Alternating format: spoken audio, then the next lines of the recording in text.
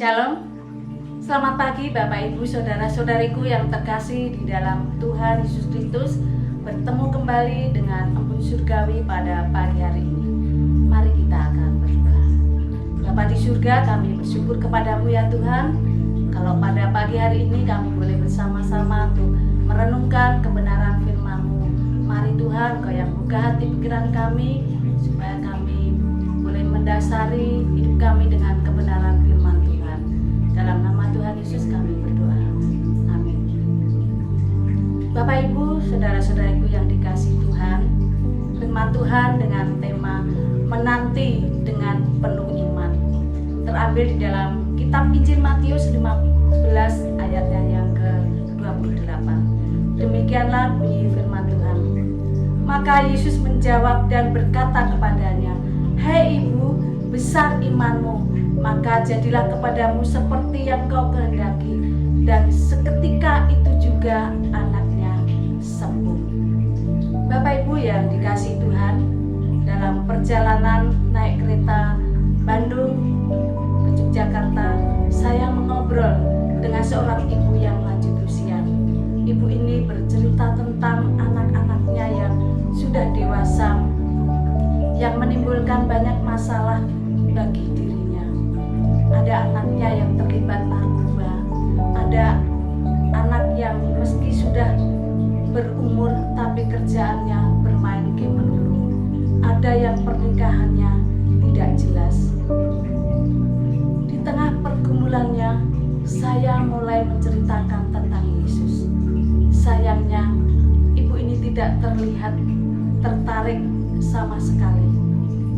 Ia tidak memandang penting masalah iman di tengah kebingungan menghadapi anak-anaknya yang sudah dewasa.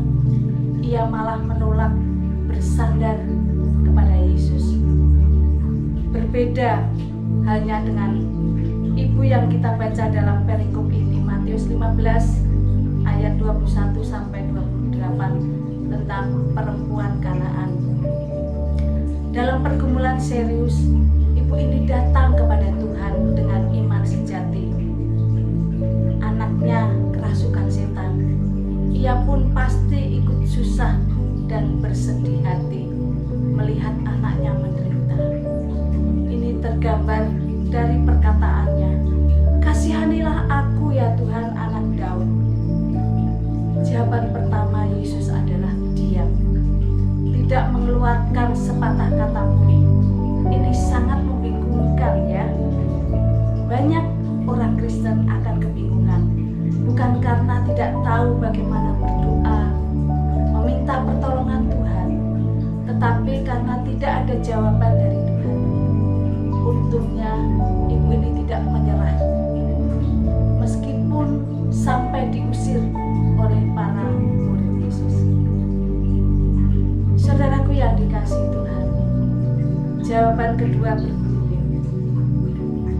"Aku diutus kepada domba-domba yang hilang dari umat Israel." Sekali lagi, ibu ini tidak menyerah. Ia malah mendekat dan menyembah Yesus sambil memohon, "Tuhan, tolonglah aku."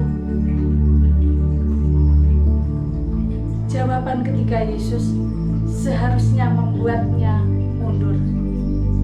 Tidak patut mengambil roti yang disediakan bagi anak-anak dan melemparkannya kepada anjing. Namun iman ibu ini teguh, sehingga tetap berdiri di sana, lalu berkata, "Benar Tuhan." Namun anjing itu makan remah-remah yang jatuh dari meja tuannya. Si ibu tahu bahwa kalau ia ditolong Tuhan, semata hanya karena anugerah Tuhan, bukan karena kelayakan. Akhirnya, jawaban keempat Yesus mampu menyembuhkan anak ibu ini. Saudaraku yang dikasihi Tuhan, mari kita belajar dari perempuan Kanaan, seorang ibu yang mengalami pergumulan tersulit. Ia meletakkan semua pengharapan dan ketidakberdayaannya ke hadapan Tuhan Yesus.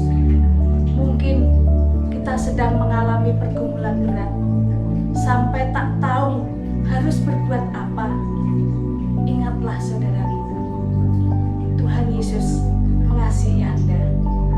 Dia layak untuk dipercaya. Tetap menunggu jawabannya dengan iman.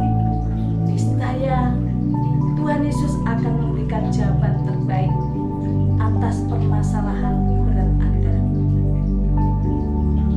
Matius 15 ayat 28. Hai ibu, besar imanmu, maka jadilah kepadamu seperti yang kau kehendaki.